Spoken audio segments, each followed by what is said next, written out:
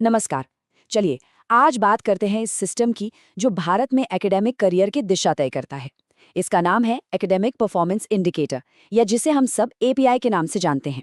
ये एक तरह का स्कोर कार्ड है जो ये तय करने में मदद करता है कि किसी प्रोफेसर का प्रमोशन कैसे होगा। तो सवाल ये उठता है कि भारत में किसी प्रोफेसर के काम को, उनके परफॉर्मेंस को प्रमोशन के लिए आखिर मापा कैसे जाता है? इसका जवाब इसी एपीआई स्कोर में छिपा है। और आज हम यही समझने वाले हैं कि ये सिस्टम काम कैसे करता है। आज की हमारी बातचीत को हमने 5 हिस्सों में बांटा है।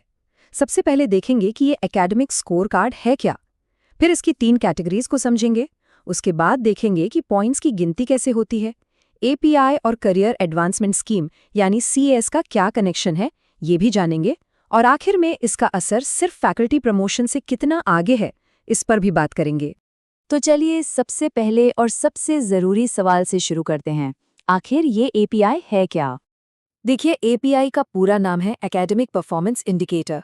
इसे यूनिवर्सिटी ग्रांट्स कमीशन यानी यूजीसी ने शुरू किया था। इसका सीधा सा मकसद था कि टीचर्स के एकेडमिक काम को मापने के लिए कह सकते हैं एक स्टैंडर्ड तरीका हो, ताकि प्रमोशन और परफॉर्मेंस का मूल्यांकन पूरी तरह से पारदर्शी और निष्पक्ष हो सके। ये बात बिल्कुल सही बैठती है। एपीआई को आप एक टीचर की एकेडमिक लाइफ का स्कोर कार्ड समझ सकते हैं। उन्होंने जो भी प्रोफेशनल काम किया है, चाहे वो पढ़ाना हो, रिसर्च हो या कुछ और, सब कुछ एक स्कोर में बदल जाता है। तो ये जो स्कोर कार्ड है, ये 3 अलग-अलग हिस्सों या कैटेगरीज में बटा हुआ है। चलिए एक एक करके इन्हें समझते हैं। ये 3 हिस्से ही एपीआई के 3 पिलर्स हैं। पहला है टीचिंग और इवैल्यूएशन, मतलब पढ़ाना लिखाना। दूसरा है प्रोफेशनल डेवलपमेंट, यानी अपने काम में और बेहतर होना।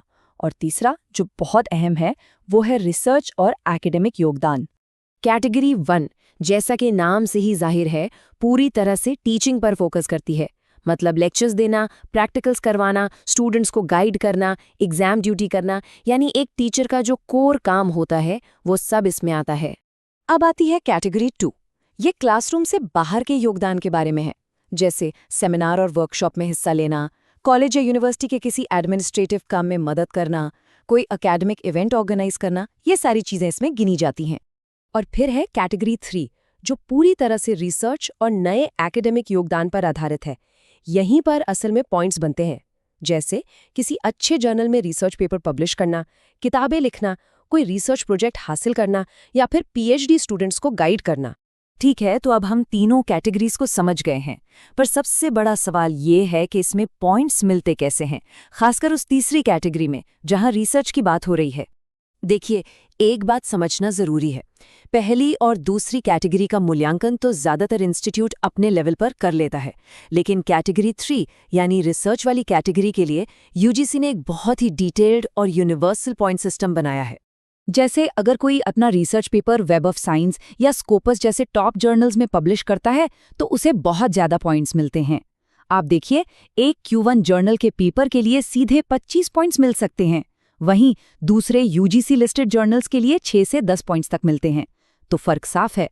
इतना ही नहीं, पीएचडी पूरी करने पर भी अच्छा खासा वेटेज मिलता है। यूनिवर्सिटी फैकल्टी के लिए ये पूरे 30 पॉइंट्स हैं, मतलब एक झटके में स्कोर काफी बढ़ जाता है। कॉन्फ्रेंस में पेपर प्रेजेंट करने के भी पॉइंट्स हैं, और यहाँ भी एक लेवल है।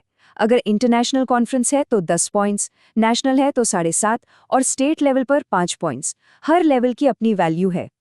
तो चलिए एक उदाहरण से समझते हैं।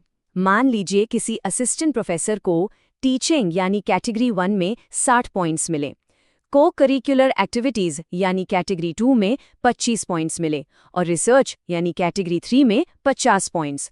तो इन सबको मिला के उनका फाइनल एपीआई स्कोर हुआ 135। तो ठीक है, स्कोर तो आ गया 135, लेकिन इस स्कोर का करना क्या है? यहीं पर एंट्री होती है करियर एडवांसमेंट स्कीम यानी सीएएस की। इसको ऐसे समझिए, एपीआई तो है स्कोर कार्ड और कैस है वो प्रमोशन की प्रक्रिया। यानी कैस के तहत प्रमोशन पाने के लिए एक मिनिमम एपीआई स्कोर होना जरूरी है। एपीआई स्कोर है तो ही आप प्रमोशन के गेम में बने रह सकते हैं। मतलब साफ है, अगर किसी का मिनिमम एपीआई स्कोर नहीं बन रहा है तो प्रमोशन नहीं हो सकता। ये सिस्टम ये पक्का करता है कि प्रमोशन सिर्फ सीनियरिटी या कितने साल काम किया है इस पर ना हो, बल्कि परफॉर्मेंस पर आधारित हो। लेकिन रुकिए, एपीआई का काम सिर्फ प्रमोशन तक ही सीमित नहीं है, इसका असर इससे कई ज्यादा बड़ा है। भले ही पीएचडी स्कॉलर्स को प्रमोशन के लिए कोई ऑफिशियल एपीआई स्कोर नहीं मिलता, लेकिन ये फ्रेमवर्क उनके लिए भी बहुत काम का है। वो अपनी रिसर्च प्रोडक्टिविटी को ट्रैक कर सकते हैं, अपनी प्रोग्रेस रिपोर्ट को मजबूत बना सकते हैं। ये उनके काम को डॉक्यूमेंट करने का एक बहुत ही स्ट्रक्चर्ड तरीका है। और यूनिवर्सिटीज के लिए तो ये और भी जरूरी है। जब नैक यानी national assessment and accreditation council किसी इंस्टीट्यूट का मूल्यांकन करती है, तो यही एपीआई डेटा काम आता है। ये एकेडमिक काम को ऐसे आंकड़ों में बदल देता है जिन्हें वेरीफाई किया जा सके। इससे पता चलता है कि इंस्टीट्यूट में रिसर्च का कल्चर कैसा है।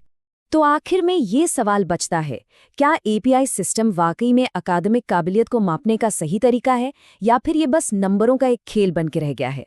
ये सिस्टम भले ही निष्पक्षता लाने की कोशिश करता है, पर यह हमें सोचने पर मजबूर करता है कि हम अकादमिक दुनिया में असल में किस चीज़ को महत्व देते हैं।